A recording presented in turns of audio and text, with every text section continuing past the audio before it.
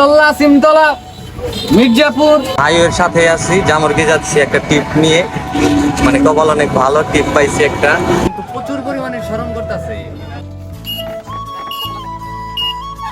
আর আজকে আমি অটো চালাবো। বিষয়টা কি বোঝা যায়, কিরকম হতে পারে গাড়ি। হ্যালো এভরিওয়ান, আসসালামু আলাইকুম, ইটস মি পিএন নাসিম। আজকে একটা অটো ভাড়া করে নিয়েছি, অটো চালাবো। আর অটোওয়ালাদের মানে দিন কত রোজ ইনকাম হয় সব টোটাল আজকে এই ভিডিওতে আপনারা জানতে পারবেন। অবশ্যই ব্লগে চোখ রাখবেন, আর আমি কিভাবে অটো চালাই অবশ্যই দেখতে পারবেন। ছোট ভাইও নিজে থেকে ঠিক করে দিতেছে সবকিছু। তবে আজকে লেট হয়ে গেছে, অলমোস্ট 10:30 প্লাস বেজে গেছে। আরো সকালে বের হওয়া উচিত ছিল, তবে পোলাপানে দেরি করে ফেলছে। আর আজকে আমি অটো চালাবো। বিষয়টা কি বোঝা যায়, কিরকম হতে পারে গায়ে, হ্যাঁ সেই শরম লাগতেছে আমার কাছে। আমার পিছনে কিন্তু সোয়ান আছে বাইক নিয়ে, আর ক্যামেরাম্যান ফাহিম আছে। আর যার অটো ভাড়া করছি সে কিন্তু বাইকে উঠতেছে। আর আমি এখন বর্তমানে অটো চালাবো, লাইভের ফার্স্ট বা দ্বিতীয়বার যাই বলেন। রানিং হয়ে গেছি গাইস, মানে মাইরাই দেই না, কি করি আল্লাহ জানি, আল্লাহ ভরসা। ওই মামা কোনে?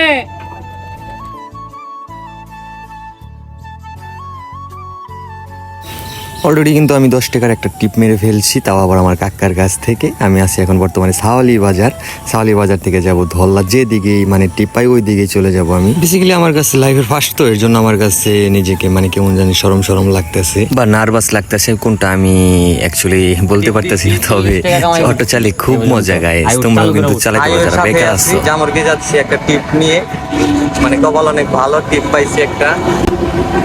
এক হাতে চালাইতেছি অটো গাড়ি। আমরা এখন আছি বর্তমানে জামরকিতে। একটা টিপ নিয়ে আইছিলাম আপনার বানিয়ারে থেকে, 40 টাকা নাকি 50 টাকার টিপ নিয়ে আইছিলাম।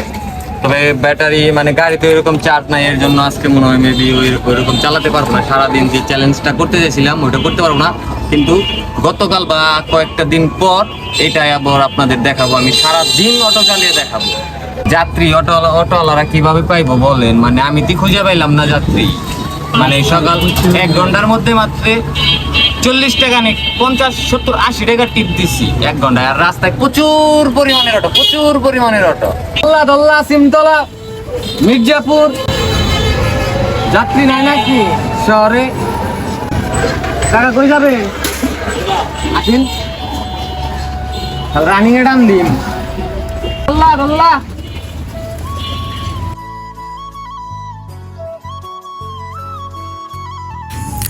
অটো নিয়ে বের হওয়ার পর কিছু বাচ্চা পোলাপানে বলতেছে যে টিকটকার ভাই অটো চালাচ্ছে। মানে আমি তো একদম নার্ভাসই। তবে ফার্স্ট অফ অল দ্বিতীয় টিপে আমার হলো অটোতে মানে মেয়ে উঠছে। আমি তো শরমে বাঁচতেছি না, কি করি।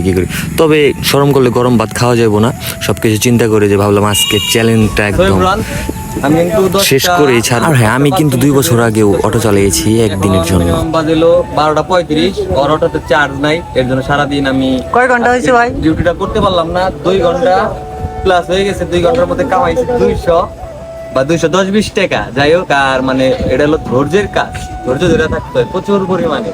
নতুন টাকা রেখে দিছি।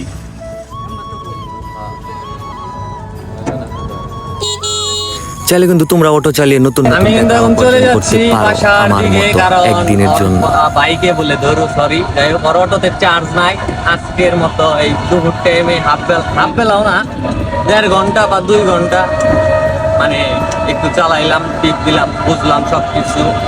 মানে ধৈর্য ধরে থাকতে হয়। আর যাত্রী খুবই কম, যাত্রী একদমই আহাল, যাত্রী পাওয়াই যায় না। অটো এত পরিমাণের অটো রাস্তায় গাইস, মানে বলার বাহিরে রাস্তায় অটো।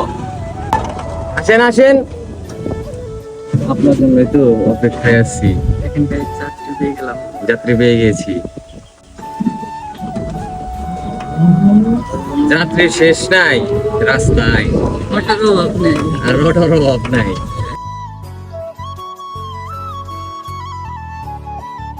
আমাদের বাংলাদেশের এমন এক অবস্থা হয়েছে যে মানে প্রচুর পরিমাণের এই 3 চাক্কার যে অটোগুলো আছে, এইগুলা প্রচুর পরিমাণে আপনি রাস্তায় বের হলেই দেখতে পারবেন যে কত প্রকারের অটো যে রাস্তায়। মানে মানুষ কমই, একদমই কম, তবে অটো অনেক বেশি। এর কারণে মনে করলেন যাত্রী পাওয়া খুবই ট্রাফ হয়ে যায় সবার জন্য।